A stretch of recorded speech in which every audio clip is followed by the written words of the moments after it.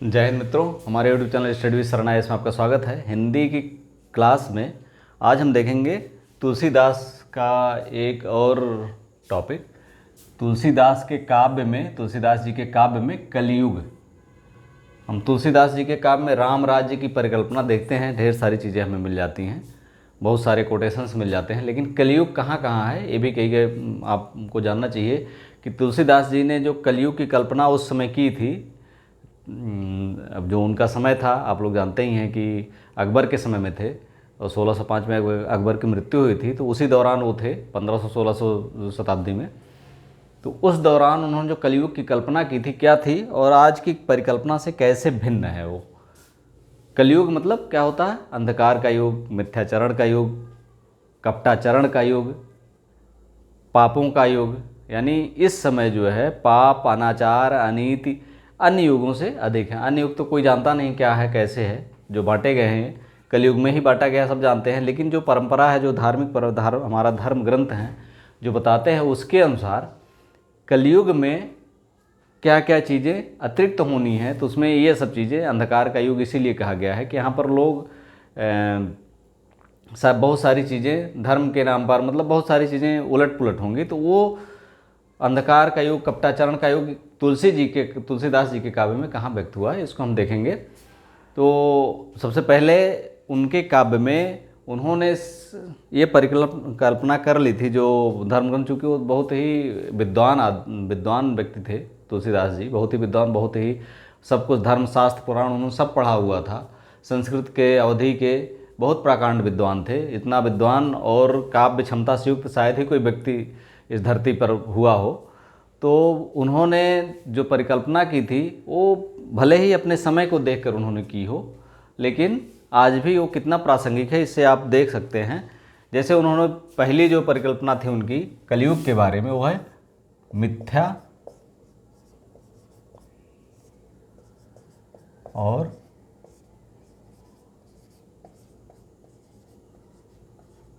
कपटाचरण का युग। कलयुग कौन सा था? मिथ्या और कपटाचरण का युग। इनके काव्य में ऐसा नहीं कि ये ऐसे ही है, इनके काव्य में भी ये व्यक्त हुआ। उन्होंने सीधा कहा, निराचार जो श्रुति पथ त्यागी, निराचार जो श्रुति पथ त्यागी, लिख देते हैं, निराचार जो श्रुति पथ त्यागी कलयुग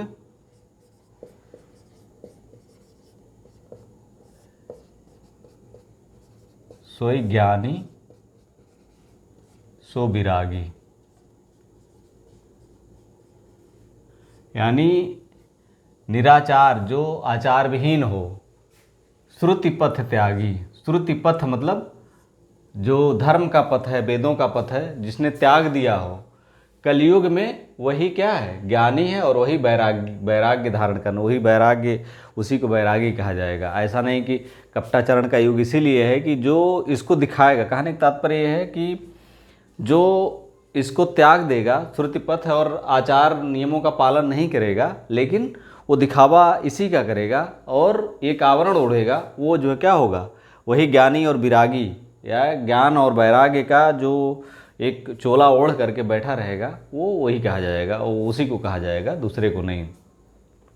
इसी तरह से एक और इसमें उन्होंने बहुत अच्छा दिया है, बहुत ही आप वर्तमान समय में अगर उसको देखेंगे तो उसको बहुत क्लियर दिखता है कि किस तरह से है कि ये जो इसमें कहा गया है, जाके नख सिख,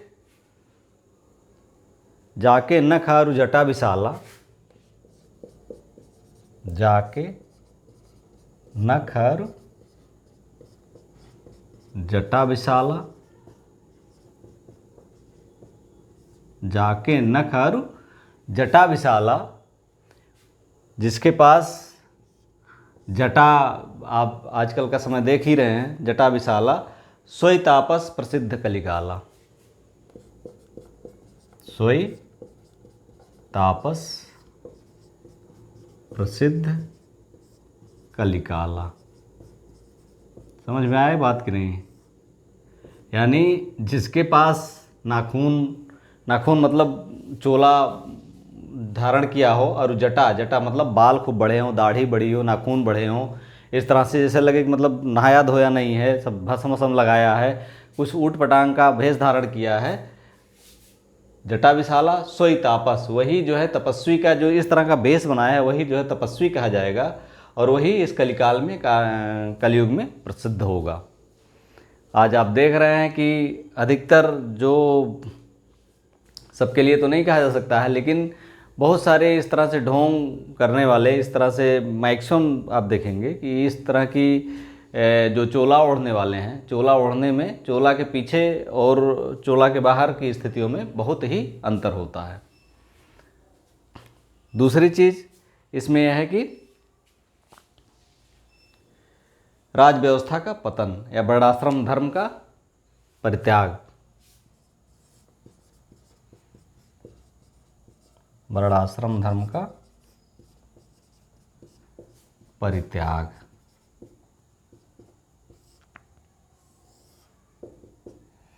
वर्णाश्रम धर्म का परित्याग मतलब बादह शूद्र दुजन सन, बादह शूद्र दुजन संग हम तुम्हते कछु घाटी।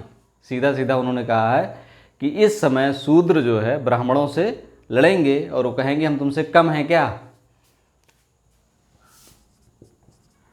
बादह शूद्र द्विजन सन, बोलेंगे क्या, हम तुम्हते कछु घाटी, तुम्हते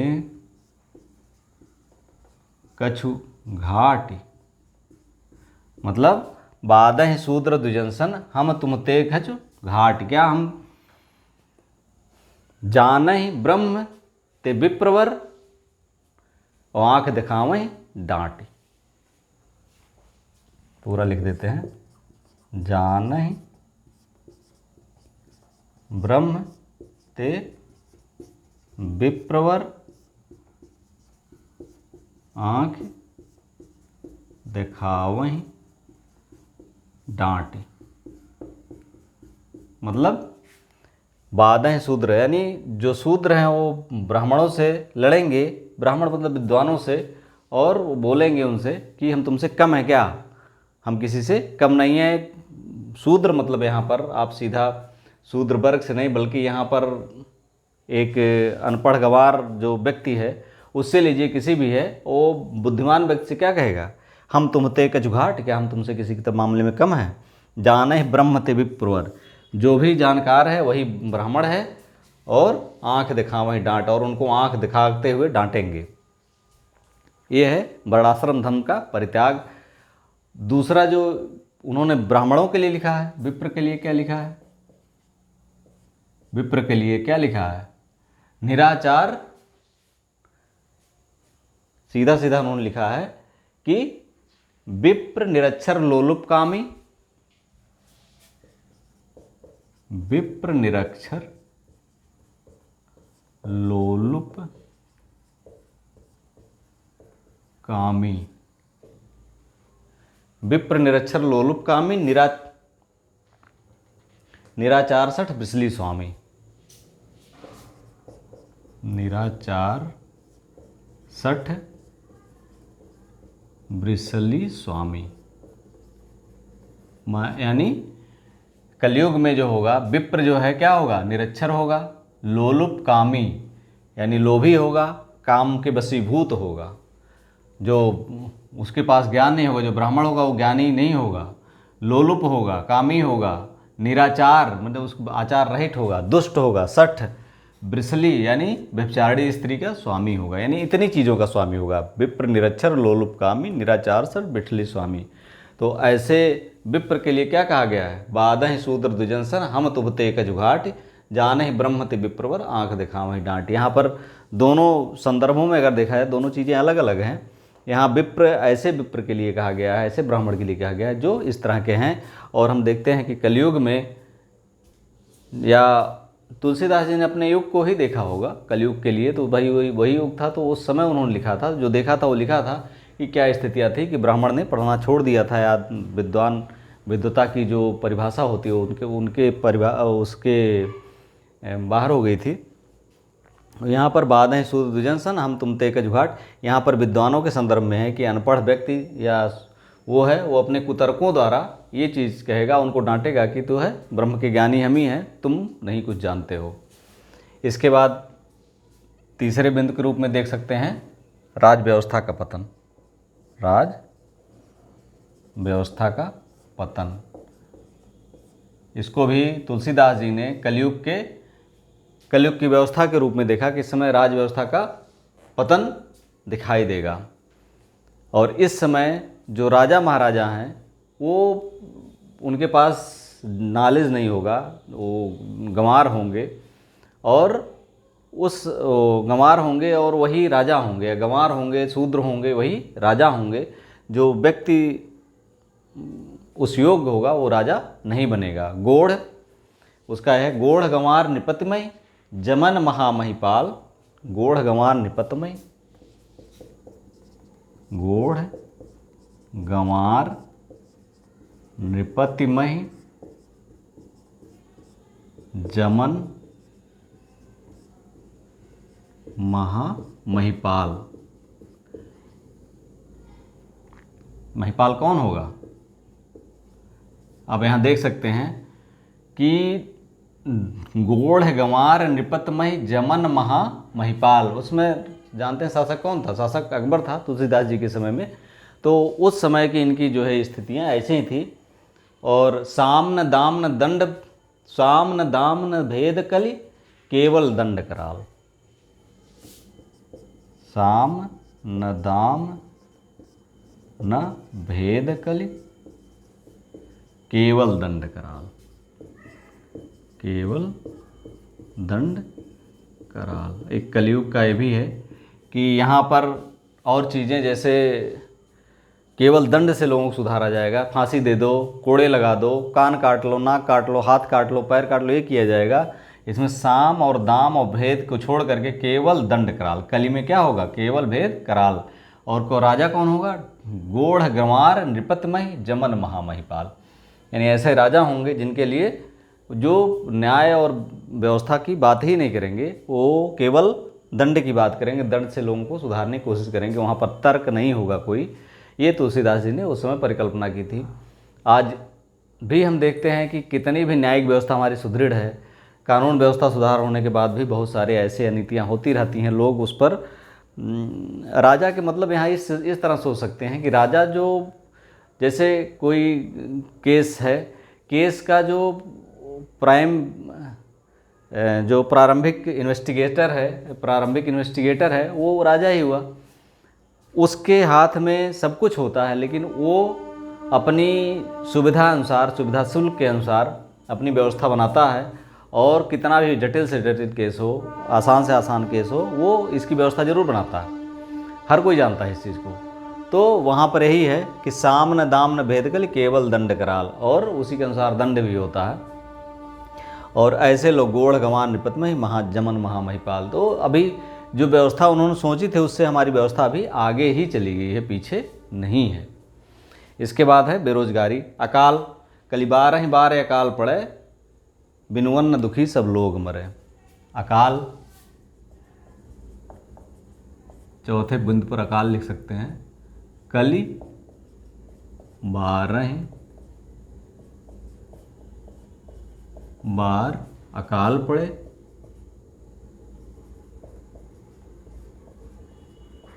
बिनु अन्न दुखी सब लोग मरे।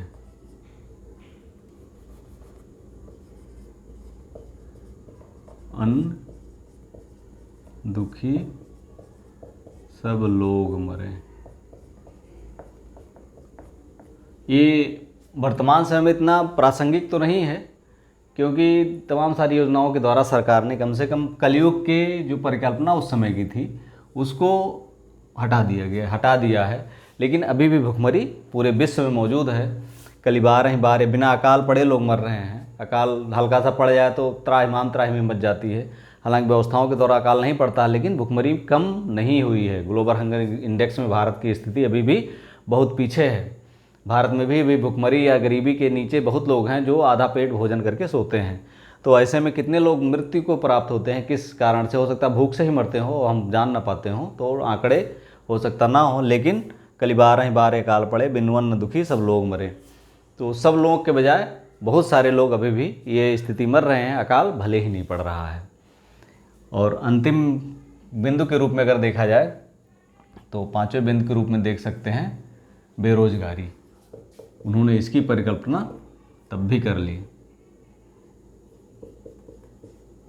कलयुग में बेरोजगारी की, क्योंकि जनसंख्या बहुत बढ़ गई है और जनसंख्या कलयुग में जनसंख्या बढ़ेगी और रोजगार, पहले संसाधन इतने ज़्यादा थे किसी को रोजगार की जरूरत नहीं थी, इतना खाने पीने का हो जाता था, बहुत सारे न हवाई जहाज़ से किसी को कहीं आना जाना था, ना ही जो है कहीं अतिरिक्त न एसी चाहिए था किसी को, न कार चाहिए था, न पेट्रोल चाहिए था, कुछ नहीं चाहिए था, घर से एक दूसरे से विनिमय द्वारा सब हो जाता था। लेकिन स्थितियाँ, बेरोजगारी की स्थिति क्यों आई? क्योंकि कलयुग आ गया। कलयुग में क्या होगा? भिखारी को न भीख बली, बनिक को मरीज न चाकर को चाकरी, खेती न किसान को, भिखारी को न भीख बली। खेती ना, ये कलयुग की बात है, जो पर किसान को, भिखारी को न भीख बली, भिखारी को न भीख बली, बनिक को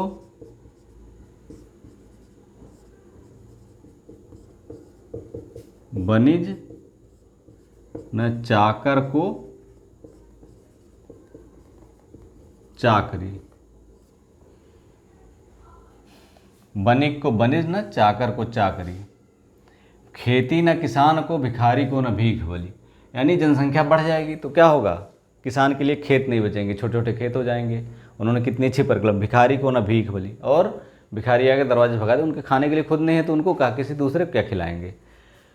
बनिक को बनिज न चाकर को चाकरी, और बनिए अपना वाणिज्य व्यापार नहीं कर पाएंगे क्योंकि प्रतिस्पर्धा इतनी हो जाएगी, बड़े पैमाने पर ट्रेडिंग होने लगेगी और छोटे छोटे बड़े बड़े ट्रेडर्स जो है मार्केट में धीरे धीरे छोटे छोटे आ जाएंगे। तो उससे ज़्यादा उसने नहीं सोचा था, लेकिन इस समय देख रहे बड़े बड़े ट्रेडर्स जो आ गए हैं, छोटे छोटे दुकानदारों की शॉपिंग मॉल्स खुल गए हैं, तो छोटे छोटे दुकानदारों की जो स्थितियाँ थी वो उतनी अच्छी नहीं रह गई हैं। बनिक को बनिज न चाकर को चाकरी, और चाकर को चाकरी नहीं मिलेगी, नौकरों को नौकरी नहीं मिलेगी, जो मिलेगी तो शोषण होगा। इस तरह से उन्होंने कितनी अच्छी परिकल्पना की थी। जीविका विहीन लोग सीध्यमान सोच बस, जीविका विहीन लोग सीध्यमान सोच बस, जीविका विहीन लोग सीध्यमान सोच बस, कहाँ एक एकंसो कहाँ जाई काकरी, कहाँ एक एकंसो कहाँ जाई काकरी। अब यहाँ देखिए, जीविका विहीन लोग यानी बेरोजगारी इतनी चरम पे पहुँचेगी, एक दूसरे से कहेंगे अब कहाँ जाएं, क्या करें क्या ना करें। आज भी स्थितियाँ ये हैं कि लोगों के पास काम नहीं है और लोग जान नहीं पा रहे हैं कि हम आगे भविष्य में कैसे क्या व्यवस्था अपनी बनाएं।